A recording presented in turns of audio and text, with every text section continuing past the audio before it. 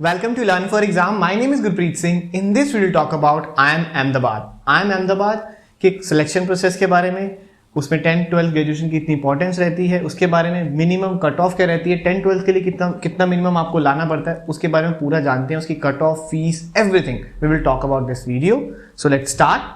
IIM Ahmedabad के अंदर अगर आपको बता दूं 10th और 12th एंड ग्रेजुएशन, इसका स्कोर बहुत ज़्यादा इंपॉर्टेंस रखता है, क्योंकि इसमें आपको स्कोर जितना मतलब आप कैट में अगर 100% भी ले आएंगे, स्टिल कोई गारंटी नहीं कि आपको IIM अहमदाबाद से कॉल आएगा. ऑलराइट.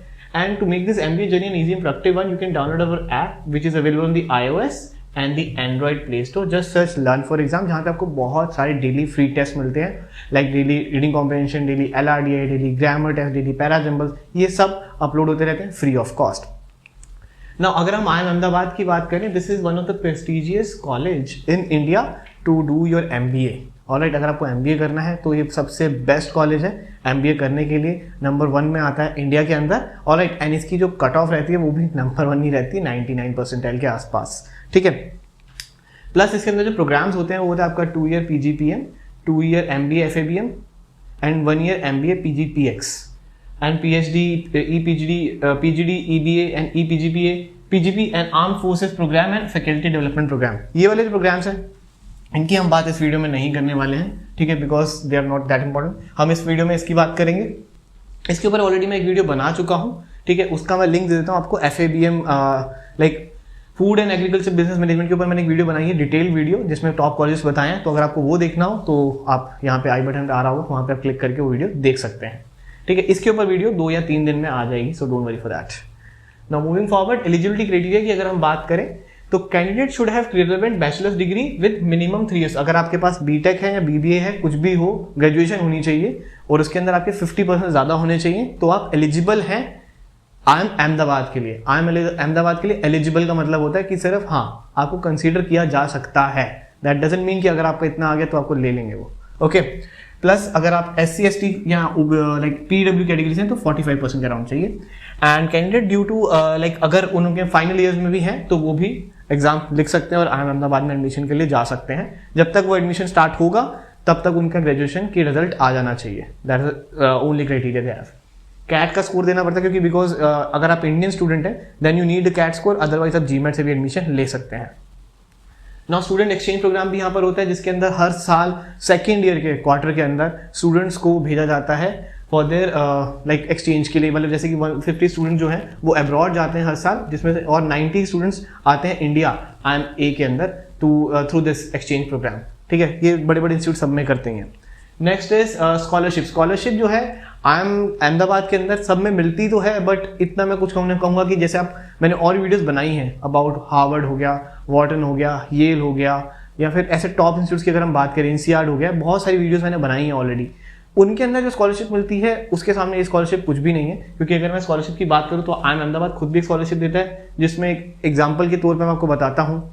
SC या ST कैटेगरी वालों को 150 रुपये महीने के मिलते हैं एज अ स्कॉलरशिप. तो वी नो कि उसकी क्या ही वैल्यू है आज की डेट में, बट ऐसी स्कॉलरशिप्स मिलती हैं. ठीक है, मैक्स टू मैक्स अगर आप देखेंगे तो 2 लाख रुपए तक की स्कॉलरशिप्स आपको मिल जाएंगी, 3 लाख की मिल जाएंगी, बट ये नीड बेस्ड रहती हैं. तो ऐसा कुछ नहीं कि आपको हर किसी को मिलेगी, बहुत कम लोगों को ही मिलती है. जिनको एक्चुअल नीड होती है सिर्फ उनको मिलती है. ठीक है, गवर्नमेंट ऑफ इंडिया की भी है, कुछ अलुमनाइज ने भी स्टार्ट करी हुई है, कुछ इंडस्ट्रीज कॉर्पोरेशन ने भी स्टार्ट की हुई है.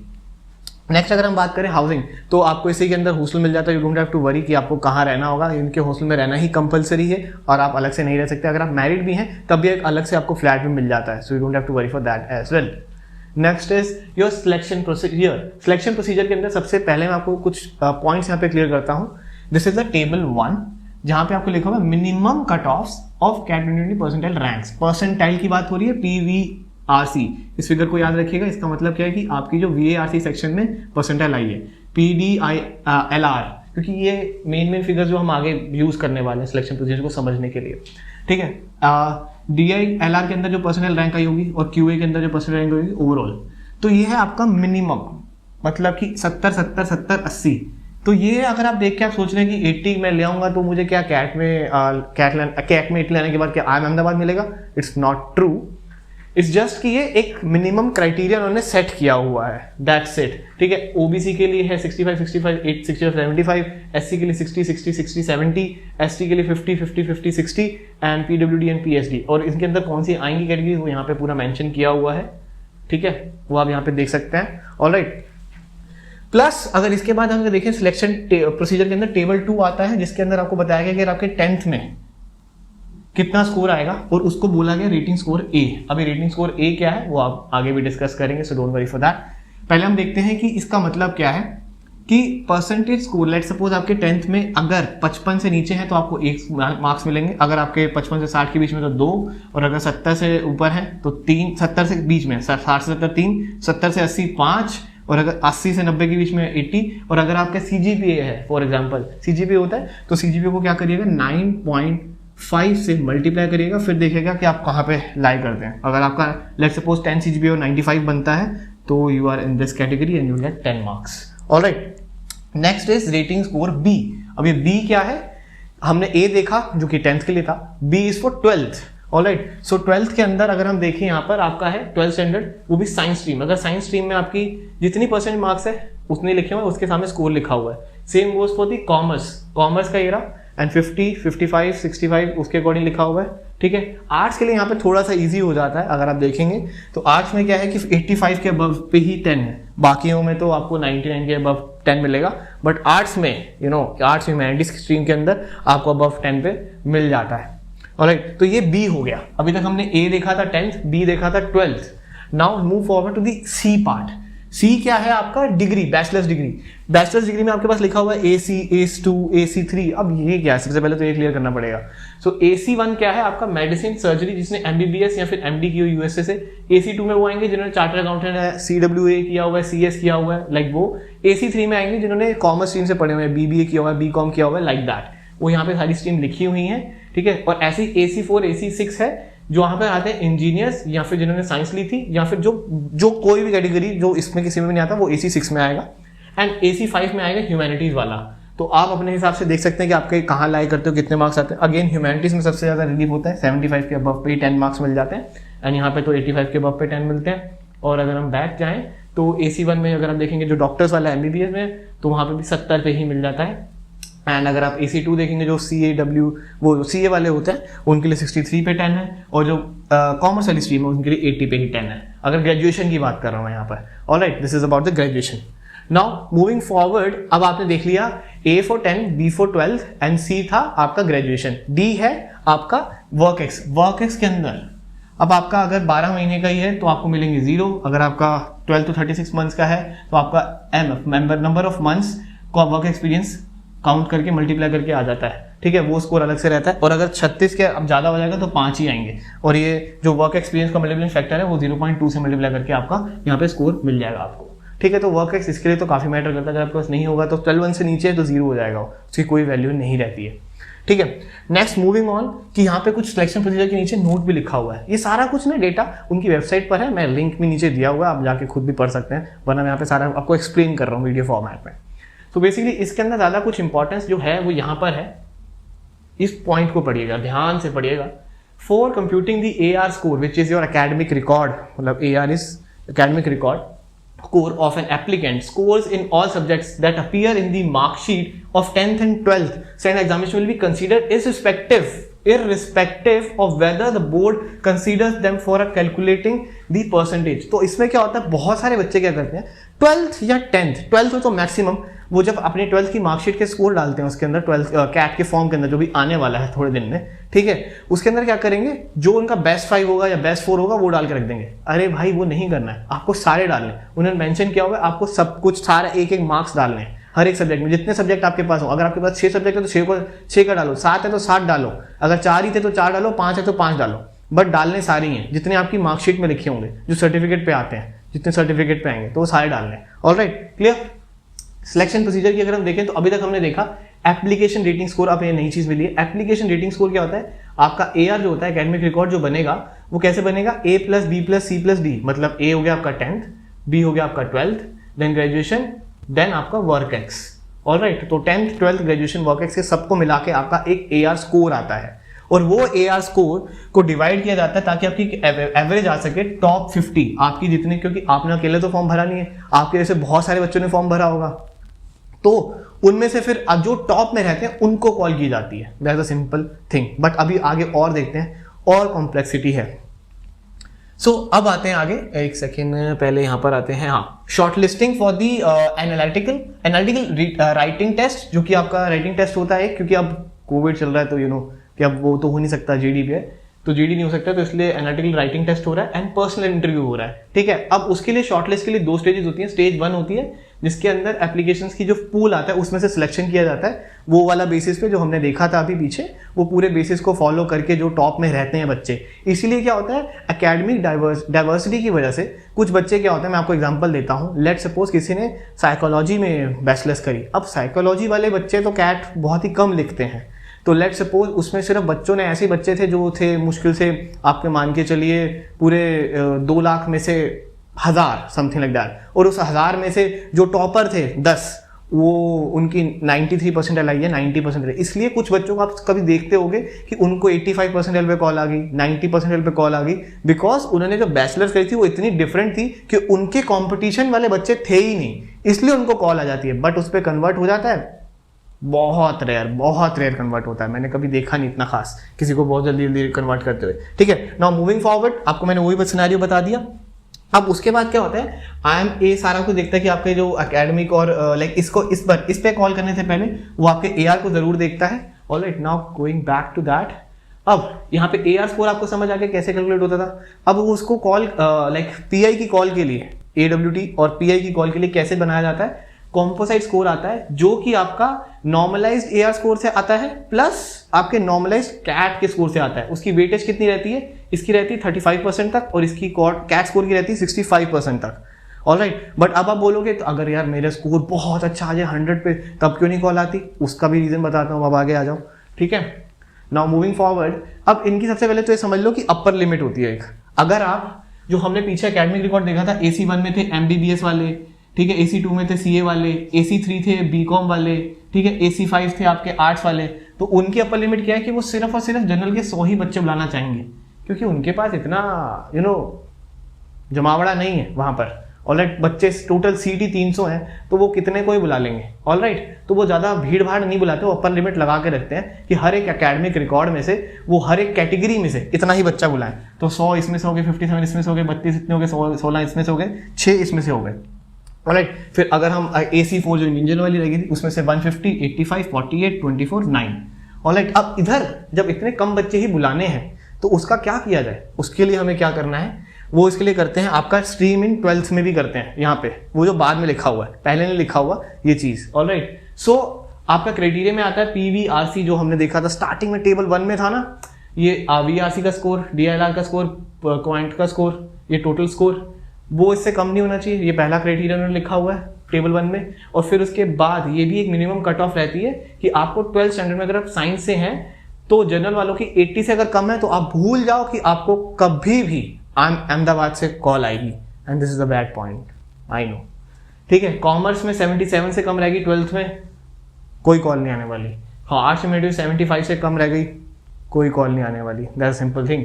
ऐसे उन्होंने कैटेगरीज पूरी बताई हुई हैं। अगर आपका इसमें 12 से किसी में भी कम है, लेट्स सपोज OBC में 75, 72, 70 है, फिर 70, 67, 64 है, 65, ये आर्ट्स, ये साइंस है, ये कॉमर्स है, ये आर्ट्स वालों के लिए।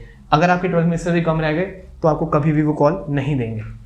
ऑलराइट, उसके आगे क्या होता है, उसके आगे भी चल के देखते हैं। ऑलराइट, जस्ट अ सेकंड, ये वाले तो क्राइटेरिया हमने डिस्कस कर लिए। ऑलराइट, एक बैचलर्स का भी क्राइटेरिया होता है, ये वाला, सॉरी C3 हमने किया नहीं था, C3 भी करते हैं। C3 के अंदर क्या है, बैचलर्स के अंदर क्या होता है कि लेट सपोज वो आपको, अब देखो बैचलर्स का उनको निकालना ऐसा मुश्किल है, वो नहीं बता सकते कि आपका लाइक हर साल कितनी परसेंटेज पे हम लेंगे। 65 वालों को भी ले लेते हैं, 65, 70 पे भी लेते हैं और 80 पे भी एडमिशन मिलता है। ऑलराइट, जिसकी बैचलर्स में इतनी आई हो। तो अब वो क्या करते हैं, जितने बच्चों ने वहां पे अप्लाई किए उसमें देखते हैं, उसके अंदर अगर 80th परसेंटाइल तक, लेट सपोज 100 बच्चों ने अप्लाई किया जो BCom कर रहे थे, उन्होंने पूल, उनके पास तो सारी डिटेल है, तो निकाल लेंगे कि 100 बच्चे BCom वाले। अब वो देखेंगे उसमें से 100 बच्चों में से कितने ऐसे बच्चे हैं जिनके स्कोर 80 से ऊपर है, मतलब 80th परसेंटाइल से ऊपर है, वो निकल जाता है एक्सेल का फॉर्मूला लगा के, बस हो जाता है। जिसमें नीचे रह जाते हैं उनको कभी कॉल ही नहीं आती। तो इसीलिए यहाँ पर 10th ट्वेल्थ ग्रेजुएशन, ट्वेल्थ और ग्रेजुएशन तो सबसे ज्यादा इंपॉर्टेंट है।